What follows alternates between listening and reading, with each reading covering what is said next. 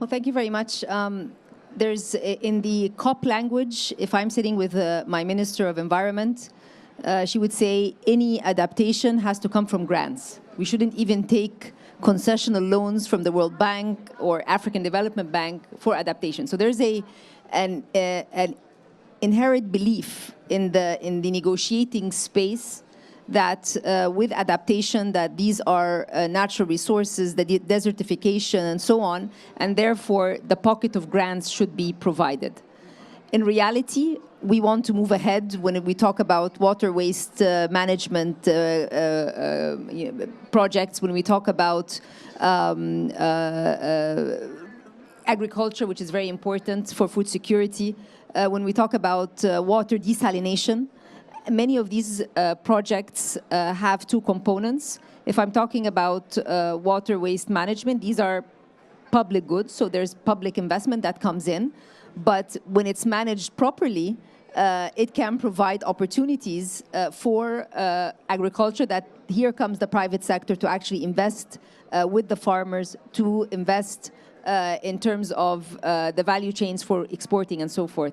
So I would like to dissect the question, or dissect the projects, because as you mentioned, adaptation is a very big concept, and we need to dissect it so that we know how much comes from the public investment, how much comes from grants for technical advisory or investment preparation, how much the government needs to do. And if we're looking at the World Bank evolution with respect to public, global public goods, if I'm spending on a public good that benefits Egypt but also benefits the world, and there's an exercise being done with the UN, how can that account for my debt sustainability analysis? So there's many dimensions to this.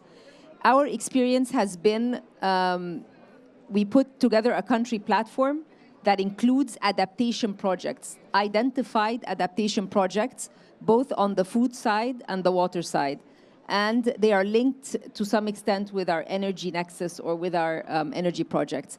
But what we've done on the adaptation side is choose a lead MDB to work with us on identifying or making the projects bankable, so that we can identify how much we are going to put in, either from our money or from a concessional loan, and then the private sector can come in. So there needs to be a structure where we ensure that the private sector can make money and would be willing to come in, but the concessional finance is to de-risk that.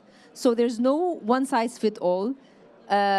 Mitigation is more understood: wind, solar, and so on. On adaptation, as you mentioned in your opening remarks, it's very country-specific, and there needs to be a bigger effort in working together to dissect the issue. In our case, for example, in the country platform, we have projects such as adaptation of Northern Delta affected by sea level rise. So that's one of the projects which comes from concessional finance, but not open to the private sector. Private sector would not necessarily come in to help with sea level rise.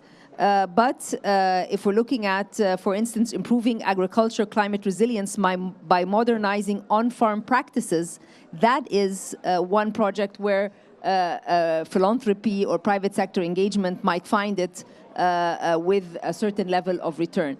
So it's quite diverse, and that's why it's important that it's country-led.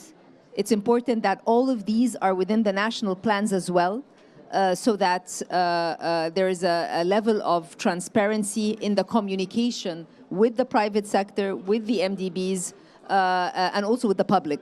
I think that's another point which is important. But we are working with the different development partners with respect to putting the investability, making these projects investable, also providing the technical capacity at the local level to be able to push these projects forward. Well, the longer we stay, the more costly it's going to be for the economy, for the jobs, and we have to find out ways. But I want to also mention, start where Andrew left off. Governments have a role to play. When I'm putting a plan, the projects need to be identified and tagged: adaptation, mitigation. There needs to be a conscious decision on prioritization. Certain things can wait, other things need to be expedited. Technology in adaptation plays a huge role.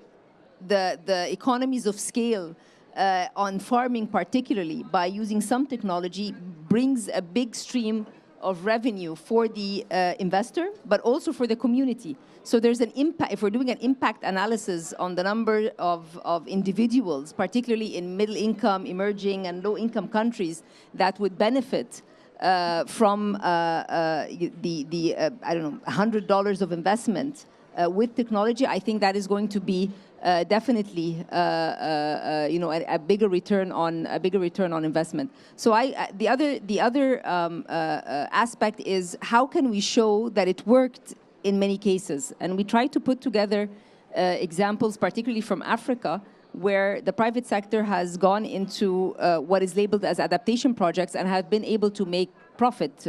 Kenya, there are many examples and so forth.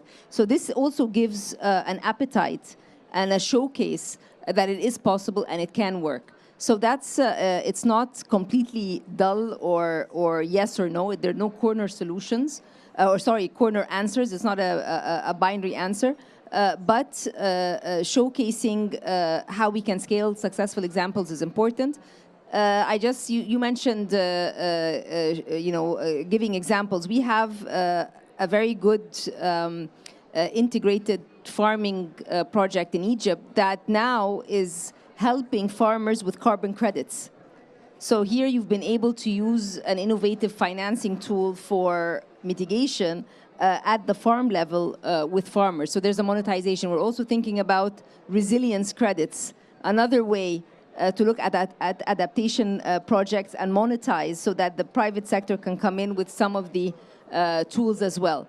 So it's a very long conversation. It's also, as Andrew mentioned, the disaster recovery, the temperature, the maps for the countries, the public investment management assessments that the countries need to do, and the climate public investment assessments that the CPIMA and the PIMA that the IMF advocate for countries. So it's a multi-stakeholder dialogue, and that's why we are all here and we are discussing this at COP.